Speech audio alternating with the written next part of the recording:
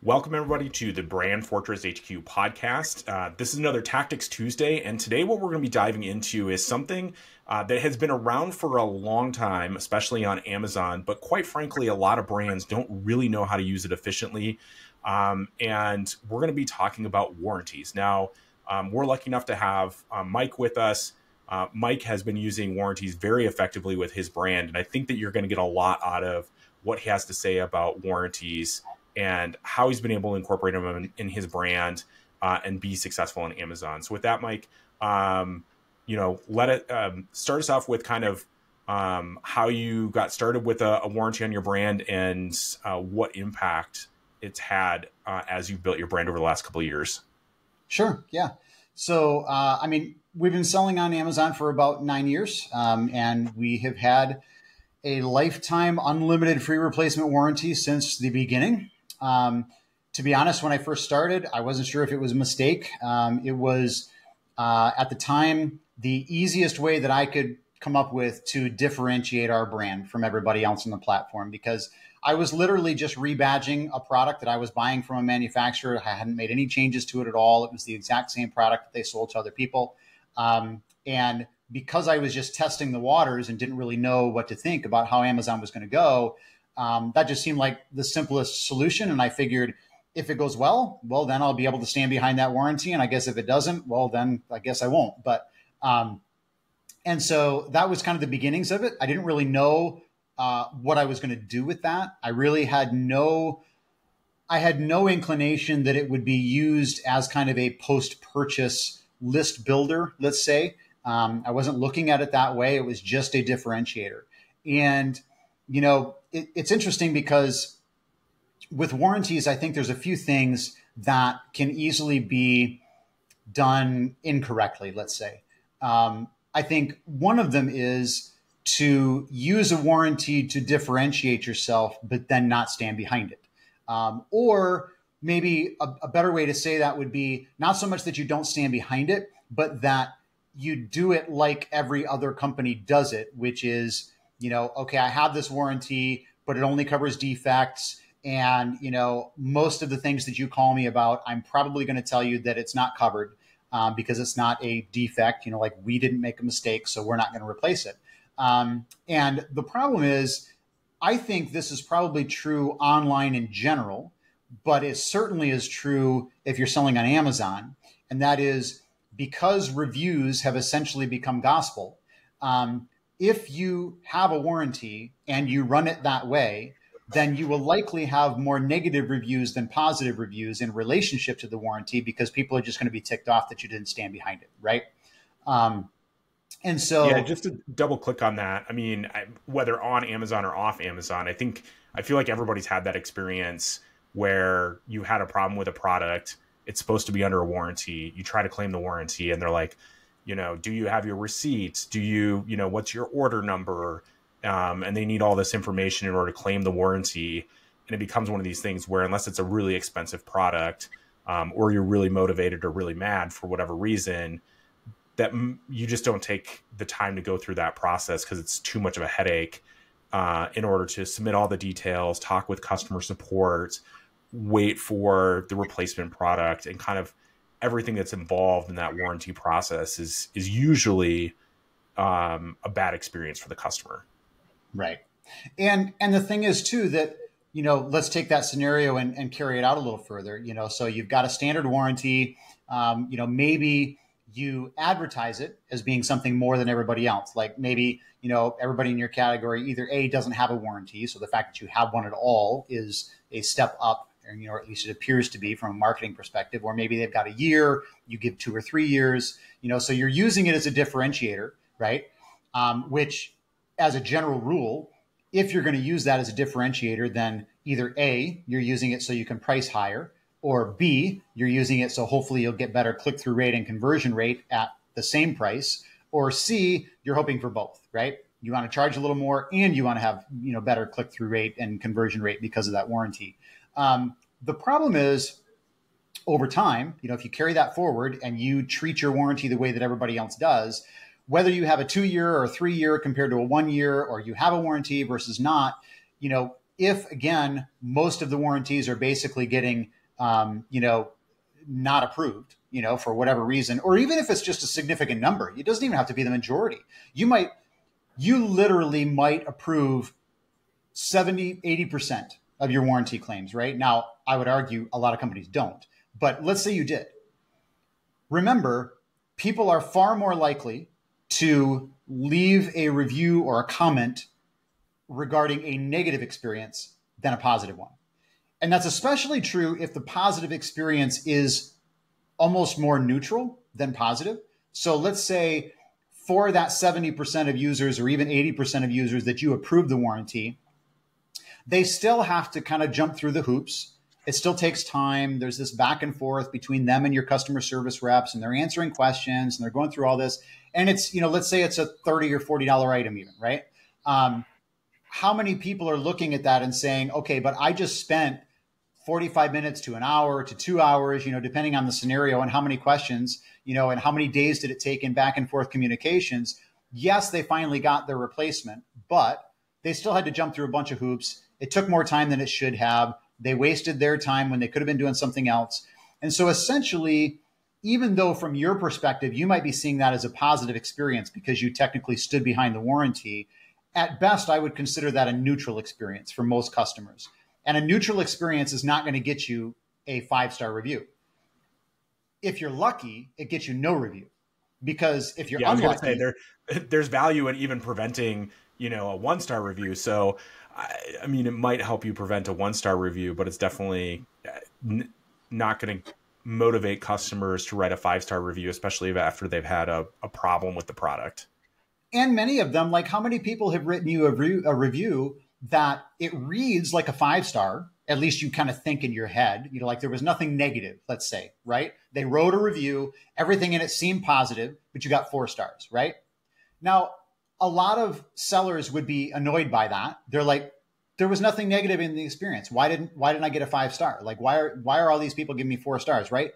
Well, think of it, as a percentage, right? Like, I mean, you took a test, like 4 stars is 80%. That's a B-, right? Well, if the experience was generally positive, but wasn't amazing, that's about a B- experience. Maybe it's a B, maybe it's a B+, right? But it's not a 5-star. 5-star is 100%. That means you knocked it out of the park. You did way better than everybody else did. So you should expect 4-star review or less if you're not knocking it out of the park. Some customers are going to be nice and they're going to give you a 5, but a lot of them won't. So that scenario, so now you've got 80% of your customers that file a warranty claim. They jump through the hoops, but they get their warranty. So, they probably don't leave you any review because it's not like you really left any real impression on them, right? In almost a worst case scenario, they leave you a 4-star review as opposed to none, because now you're not going to get a 5-star with a bunch of 4-star reviews, right? But then the 20% that you denied, they're mad. So they're going to give you a 1-star review, right? So essentially, all you're doing is creating a negative review profile for your product. So you didn't differentiate yourself at all in a positive way. And in fact, if anything, probably in a negative way, because people are paying more for your product and your review profile probably will be worse than your competitors, or at least no better. And so for us, the thing about our warranty is we have to look at it from a number of perspectives. One of them is if we want to charge more for a product that we're offering a really good warranty for, then we better have the review profile to prove that it's actually worth that price. And that means you better have something approximating a 5-star review profile, or at least 4.5 stars, where everybody else in the category maybe is 3.5 or 4. And so the only way you're going to do that is if you really are knocking it out of the park. And so I would say that's the other area where people make that biggest mistake, is that I would argue you are better off essentially approving every single warranty claim that comes through, so that you have an opportunity. Pause there for a second, because there's a couple of things that I just I kind of think that brands are going to have questions about, or people listening are going to have questions about. So the first is going to be, I imagine a lot of brands out there probably have already kind of tested offering some sort of review, and they say, people don't use the review and they just leave us the 1-star, or they don't register at all for the review. And it seems like it just basically gets, sorry, You don't use the warranty. Yeah, and it just Okay. seems like it gets ignored. So, Right. uh, what what advice would you have out there for sellers that are listening that are saying, "Hey, I've tried a warranty, it didn't work for me," and my customers basically just ignored the warranty? Right. I would say a couple of things. One is extreme but believable. Um, our warranty is generally unbelievable. It's extreme and unbelievable. And as a result, I actually think that if it wasn't for the fact that at this point we've developed such a massively positive review profile, I mean, virtually every one of our products on Amazon is 4.8 or 4.9 stars, and thousands of reviews. So that's really hard to do. That builds a lot of credibility. And so if you don't have that, that's tough. And so, I would say that credibility piece is important, and makes it, useful. But in terms of like, oh, hey, it didn't work for me. So when I say extreme but believable, I'm coming back to that space where, if everybody else in your category is offering a 1 year, then you offer a 5 year or a 7 year or at least a 3 or a 4 year, right? It is extreme. It's many times above what everybody else is offering. So it gives you an argument to be made for a higher price tag, right? And so that's it gives you, and I would say that the other thing about the believable piece, right? It's extreme. It's way above everybody else, but it's believable. There's a cap on it, right? Ours doesn't have a cap, so it's not believable. The only reason it is because we have the review profile. But if you're starting out with this, you don't have that. So let's just kind of clarify there. So with your warranty, you guys, for your brand, you offer an essentially a lifetime unlimited warranty. Unlimited free replacement for life. Yep. Okay. Which is, I mean, I would put that as a pretty extreme warranty. And so what you kind of find with that is that, and I think this is important to double click on, is if ever it's relative to your category. So again, if everybody's offering a 1 year warranty, if you offer an 18-month warranty or a 2 year warranty, like there's not enough difference there to really move the needle. If you're a customer, you really have to have something that's probably at least 3 to 5 times better. So a three-year warranty or 5 year warranty. Yeah, I think 3 to 5x is really that sweet spot. I mean, you might want to play around with it a little bit, but I would say at least 3x what everybody else is doing. Yeah. Okay. And then making it believable. So I think that that's a great point as far as, even though this has worked out for you, I think one of the, just in our previous conversations, it sounds like one of the struggles that maybe you guys have is your warranty is almost too good. If you can talk a little bit about that and the believability piece. Yeah, it's just, I mean, I think it affects our click-through rate, right? And our conversion rate because, I mean, just put yourself in our customer's shoes, right? Like basically nobody else in our category virtually offers a warranty at all. And any of them that do, most of them, maybe it's a 1 year. There are some lifetime reviews, or lifetime warranties, but hardly any.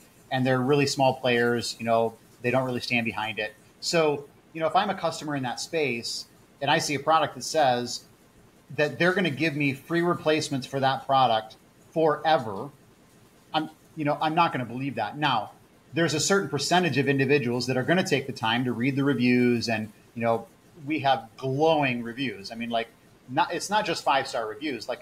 We have a lot of images and video. We've got long, these entire 3-4 paragraph reviews of our product that are just glowing, and half of the review is about the warranty process. So if they take the time to read the reviews, they find that it's credible and they buy it. The problem is a lot of people aren't going to take the time to do that. It already sounds unbelievable, and so they're just going to skip it. And so I would say make it believable. Put a cut on it. Make it out there. But put a timeline on it, because I also think it gives you the opportunity to calculate, right? Like in terms of your marketing, if I have a 10-year warranty and everybody else has a 1 year warranty, well then essentially my product is worth 10 times as much as everybody else, right? And so, do you think that's better for you or for the customer in the sense of for them to differentiate as far as like, oh, if I'm looking at two products, they're close to the same price, but this one offers a 1 year warranty and that one offers a 5 year warranty, I'm going to buy the product that offers a 5 year warranty because I'm protected. Right. Both. I would say it's easier for you as the seller because it's easier to quantify the value of what you're offering, right? But it's also easier for the customer. Even if you don't explicitly calculate the value to them, they can calculate it, right? It's not that hard. Like It's a 3-year versus a 1-year. Okay, well, it's worth 3 times as much, or whatever. And again, though, the review profile is going to make a difference there because, again, it's either going to add to or detract from the credibility of that warranty. So, if you've got a 3-year versus a 1-year, but you've got a 4-star and they've got a 4-star, 4-star on the extreme warranty is not, that doesn't make it more credible. It makes it less credible because you would think, like if I'm in the customer's shoes and I'm looking at a product that has a 3-star or a 3-year warranty and everybody else is a 1-year, if the manufacturer makes that process easy and always stands behind it, I expect that everybody's going to give that a 5-star review. So if it has a 4-star, for me, that's already a red flag. I'm walking away. So the review profile matters. And so for us, that next step is the thing, right? It's the post-purchase process. Before we dive down that, because I think the other burning question that listeners are going to have around a warranty or kind of the skepticism is like, okay, if I offer, a very powerful warranty that's easy for them to redeem, percentage-wise, probably 90% of my customers will never redeem that warranty. A small percentage will, and there's going to be that 1% to 2% of customers that just, quite frankly, abuse it because that's just the rules of numbers. So how, as a business, as a brand, do you protect yourself from that small percentage that will abuse the warranty if you don't have a plan in place? Yeah, for sure. And before I answer that, welcome, Matt. Glad you're here. So the idea there is basically you need an exit clause, essentially. Now, as a brand, always talk to your attorney. Make sure that you feel like you've done this in the proper way to protect yourself. But our exit clause basically is the warranty is unlimited free replacement for life or a refund. I mean, it's not quite worded that way, but unlimited free replacement or refund for life, right? So essentially what that does is it provides an escape clause to the customer and to us. So at any time and at any point in, throughout the life, their life essentially, they can request a full refund and we'll give it to them. Okay. I'm not necessarily saying that you have to offer it that way. You can find a way, but for us, not only does it have an escape clause for them, they can request a refund whenever they want, but also it gives us an escape hatch. So let's say that we have a customer who is clearly requesting way more replacements than we expect would be normal, right? At some point, we can make the decision and say, we need to extract ourselves from that relationship, for whatever reason. Either A, they're abusing it, or B, they're just way harder on the product than a normal customer would be. We cannot afford to continue to provide, replacements for that person for life if they're going to request one like every month. So we refund the product. Now you might look at that and you say, well, now you never made any money at all. Well, I didn't make any money anyways, right? They requested so many replacements. I'm already in the hole. So if I don't refund them, I'm just going to continue to go further in the hole. It's better for me to refund that order. So now it's as if we never had a relationship at all, and that extracts us from that responsibility of continuing to provide replacements. Are they going to be upset? Yes. We've had a number of customers who've been upset. We've had customers who complained they were going to go to the Better Business Bureau and they're going to whatever. They don't. And even if they did, I guess that's a really hard argument for them to make if they're getting their full money back. Exactly. Right? On a product. What are they going to say? Like, I received 10 pool rakes and I never paid for anything, right?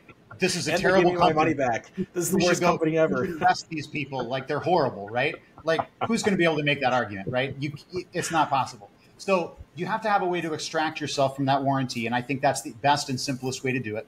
I would also say it's important to understand some products will work better than others for a warranty process, let's say, and certainly that will also determine just how extreme you can get with the warranty, depending on the product. But let me give you some examples.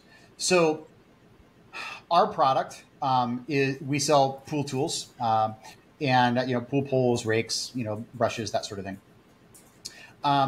So for us, one of the things, there's a number of reasons why doing this can actually be far less expensive than you think it might be.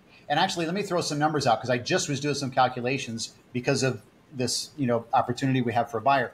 So they wanted to know how much our warranty claims costing us.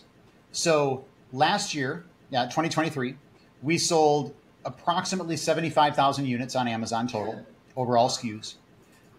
We had 6,700 warranty claims that were filed. Virtually all of them were approved. And we either sent out a complete replacement or we sent out a part replacement, depending on the item. Now, all of our pool rakes right now, if somebody files a warranty claim, we have to send them an entire pool rake. They're not modular, so we can't send them parts.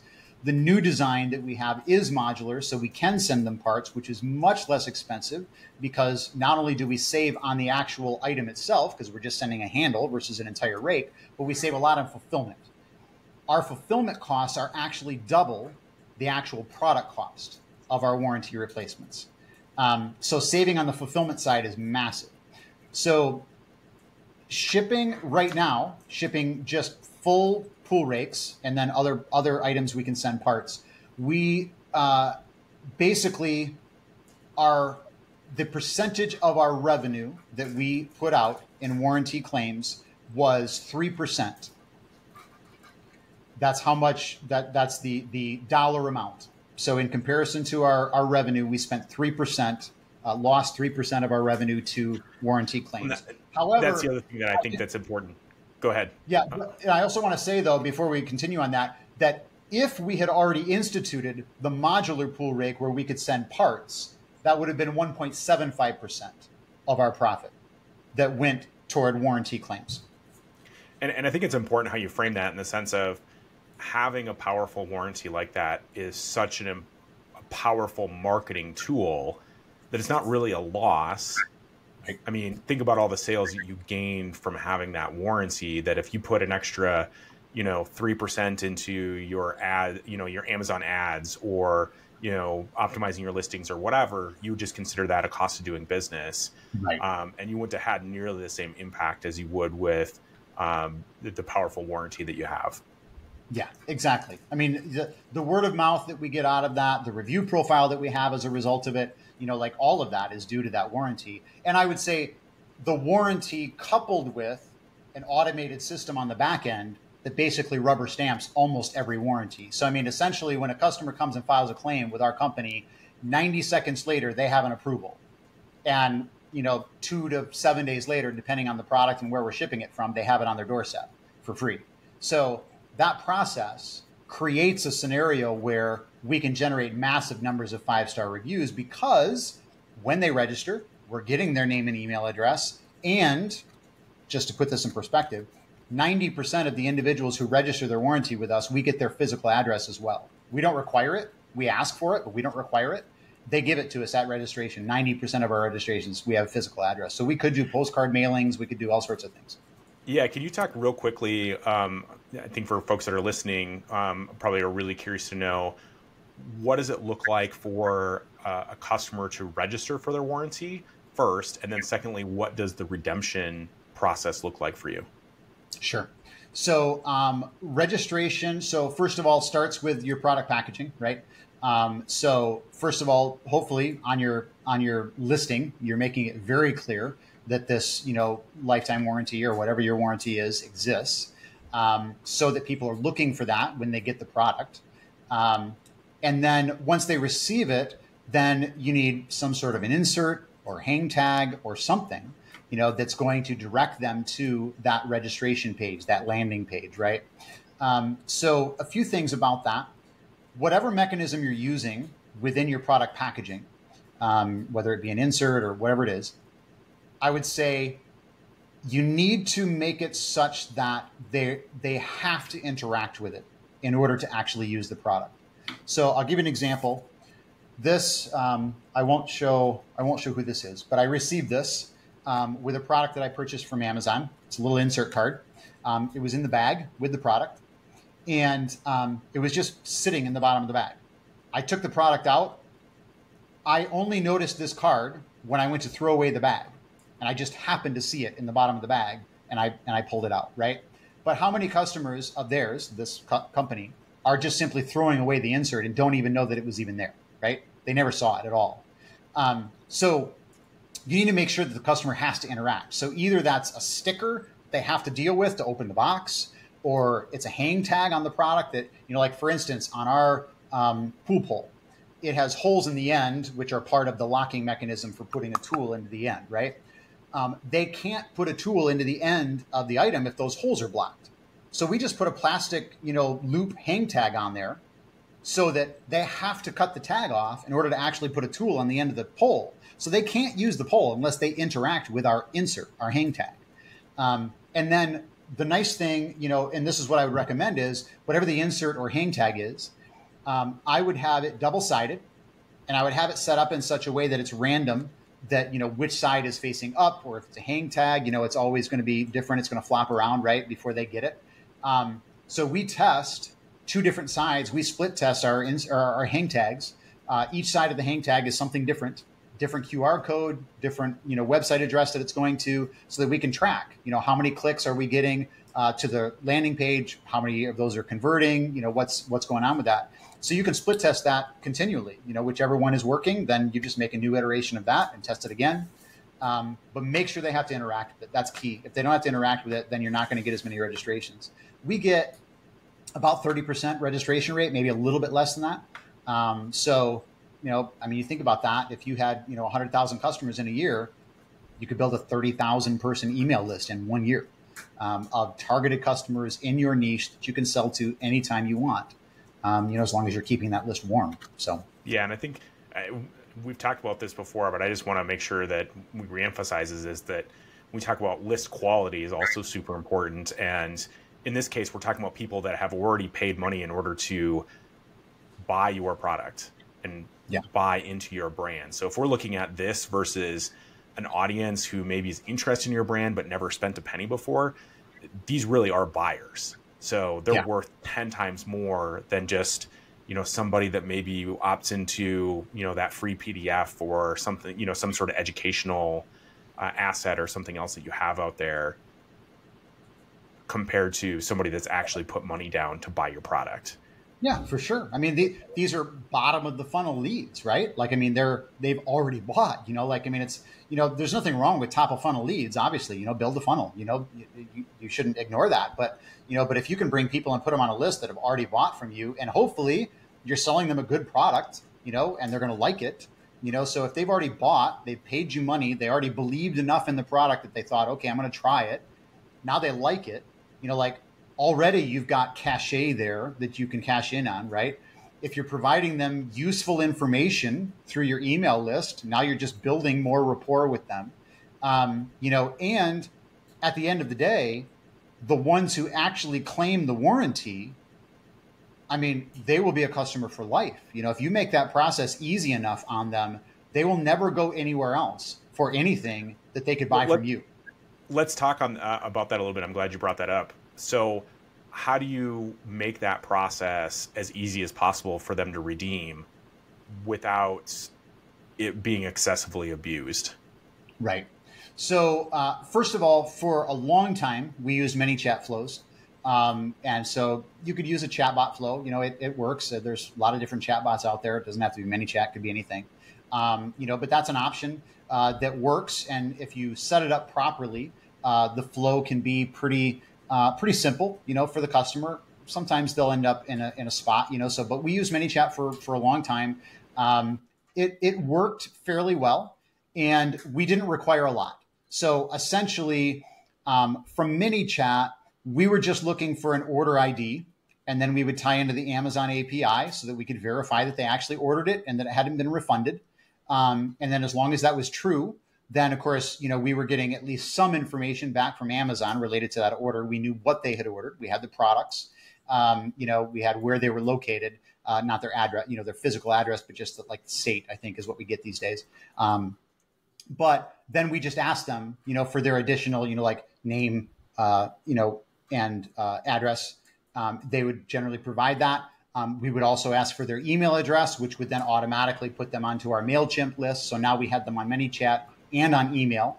ManyChat became less useful over time. So we really kind of, we don't use that at all now. We developed our own in-house system for managing warranty apps, which small plug, we'll be offering soon. We're beta testing that for other sellers, so that'll be available to others down the road. Not too long, hopefully. But essentially, the new system, they from the insert they hit a landing page, which reiterates to them all of the benefits. So it's not just the warranty. We also have a monthly giveaway. It's $1,000 giveaway. We don't give away money. We give away pool tools. And it's and not our products right now. Now you could. We actually just allow them to do. It's just a shopping spree. So they send us their wish list of pool related items worth $1,000, and then if they win, we send them that, right? But there's a giveaway. We've got a couple of ebooks, with useful information for pool owners, a few other things that they get.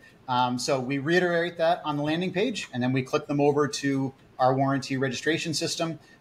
They enter their email address, and then they enter their Amazon order ID. Once we have that, then we have their order details. We ask them for their physical address, which again, 90% of them enter, and then that's it. It takes literally about 90 seconds. We do not require registration at the time of purchase. We encourage it. There are some things that they only get if they register within a certain time frame, but we don't require it. And the reason for that is simple. I want them on my list. So if they didn't register before, but now they want to file a claim, if I tell them, well, you can't file a claim now, you didn't register right after you placed an order, now I'm not going to get their name and email. I don't have an opportunity to fulfill on the warranty claim, which means I don't get the 5-star review that I know I'm going to get if I do fulfill on the claim. So it's a loss for me if I do it that way. So they can register at the point of making a claim. And even if they have to register and claim as part of the same process, it's about 2 minutes. I mean, literally, it's just the registration, and then we already have it. So we just continue them forward to the claim, and they just hit enter, essentially. So it's a very quick and simple process. Again, as soon as they hit submit, they receive an approval message. In rare cases, it'll go for manual approval because we have the system set up so that if they requested too many, replacements within a short period of time, or, it was refunded or something, so it'll go to manual review. 95% of them are auto approved. We never touch it at all. Nobody on our team even sees it. It goes straight to fulfillment, and it just shows up on their doorstep. So it saves us a ton of time. We don't have any man hours involved in it. But then once it delivers, we can then follow up with an email that says, hey, did your item arrive? Was it intact? Were there any problems with it? Is there anything we can help you with? By the way, as long as everything went well, would you leave us a review? We don't have to say, leave us a 5-star review. They're going to. Why would they not? The process was so simple, so much better than anything else they've ever experienced. They're going to leave us a 5-star review. So we just say, hey, by the way, if you haven't left us a review yet, drop a 5-star. Or if you did, update your review with your warranty experience. They always do. So, okay. I think that gives people a really good idea of what that process is. And I think, I just want to double click on, first of all, how easy you make it, whether they registered that warranty in advance or it's, when they have an issue to where in, under 2 minutes, they can go from nothing to registering the warranty and claiming the warranty and getting that product, sent out to them in order to fix their problem. So I think that's incredibly powerful. I do want to circle back to what you mentioned earlier. So let's talk a little bit about, because not every product is going to be a good fit for a warranty. So Let's talk a little bit about that. What products, based on your experience, do you see warranties working really, really well? And what other products are warranties probably not a good fit? Sure. I want to, before I touch on that, I want to hit on one thing related to, what we were just talking about in terms of the ease of the warranty process and how quick it is. So put yourself in the shoes of the consumer who is trying to file a warranty claim, right? So at the front end of this, they're already somewhat annoyed because their product broke, right? So there's that. Also, every experience that they have ever had in the past, most likely, or at least the vast majority of them, has been a negative claim experience that required numerous hoops to jump through, took way too much time, and at the end of it, they didn't receive the item, right? They ended up getting denied. So they're assuming you have to assume that they are assuming walking into this process, it's going to be long, it's going to be drawn out, there's going to be a bunch of hoops to jump through, and at the end of it, I'm going to receive nothing. And I'm just going to be ticked off, right? That's what they expect is going to happen, but they're trying it. They're like, let's just give it a shot and see what happens, right? And the only reason I bring that up is because every extra step, every extra layer in that process, whether it's even just a back and forth between them and a customer service representative and a question gets asked, whatever those extra steps are and however much extra time is involved in the process, all that is a reinforcement to them that they're going to experience the exact same thing they've always experienced, which means there's always a point at which they're going to bail. The further along in that process they get and the longer that it takes, the more likely they just bail in the process. They're mad. They leave a negative review. So even if you would have approved the claim, you will have a lot of people bail in the process before they ever get to that point. So the more you can shorten that time frame, the more likely, number one, they complete it. So you're going to get the 5-star review, almost guaranteed if you do it right. But also they're not going to bail. So now you get their information, right? If they haven't registered yet, now you get the chance to collect the information. So I just wanted to touch on that. But going back to the question of what products work, what products don't, how should you do it? I would say a few things. There's a lot of reasons why people don't actually take advantage of the warranty. And that works to your favor. Like, in a sense, you almost kind of need that to be true. Now, of course, any of us who has any ethics in their bones at all, right? You don't want to offer something and then not provide on it, right? Like you don't want to do that. However, there is the practicality of the dollars, right? Like if you actually give a 10-year warranty and it costs X amount of dollars and everybody takes advantage of it, you're probably not going to be able to afford it. Like it just can't happen. But the number of reasons why people don't is one, if they like you, then oftentimes, like we have a lot of customers who will be like, hey, you know what? I've already gotten 2 replacements for you guys. I couldn't bring myself to ask for another one. I just went and bought it again. Like you guys have been so great. The process has been amazing. I've already got my money back out of it. I just went and bought another one, right? A lot of customers do that. You'd be surprised. You also have, of course, a lot of customers who don't believe that you're going to fulfill on it.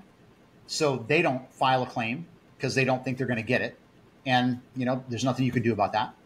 You have a lot of people who just don't care, right? Like I spent $50 on a pool rake, but I've got the money. I don't want to take the time. I'm not sure if they're going to fulfill on it. So I'm just not going to bother, so they don't, you don't have to fulfill on those. But then you also have situations like, and this is a key piece where it's just the ideal product for this type of a thing where you've got this really extreme warranty. So this is probably the best example, but there's others that for different reasons accomplish the same goal. Let's take fitness products, right?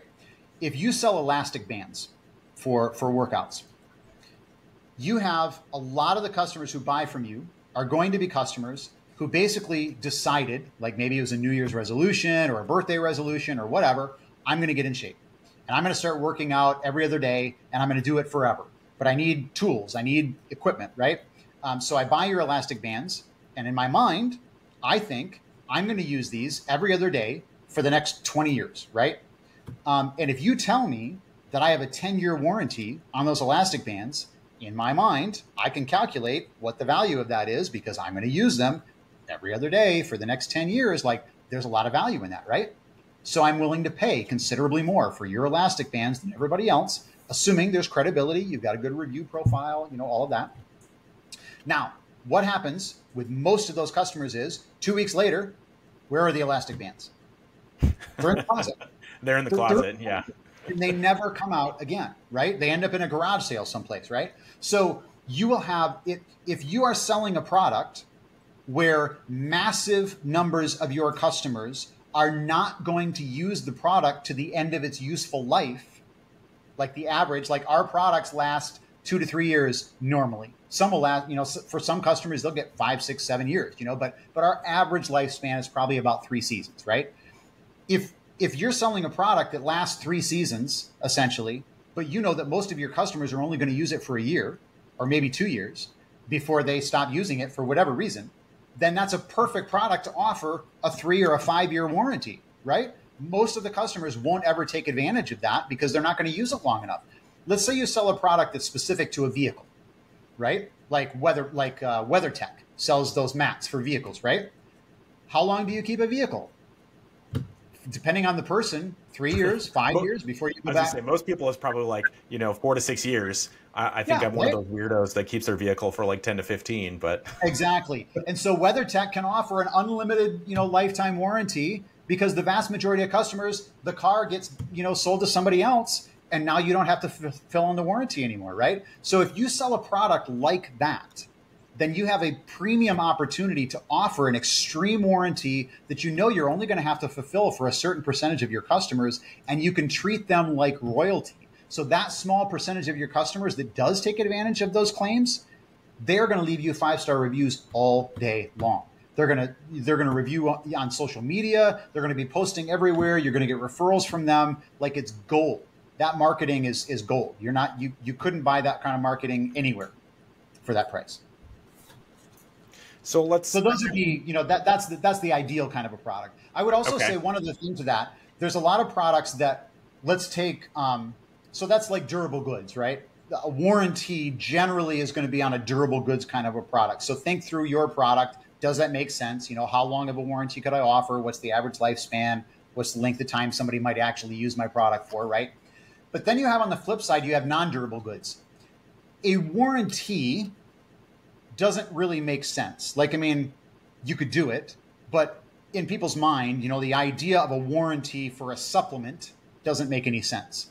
But a guarantee for a supplement makes perfect sense, right? Like, for whatever reason, those two words just are associated differently. So my recommendation is some products that maybe aren't durable goods, maybe you can't offer a warranty, but you can offer an extended guarantee, right?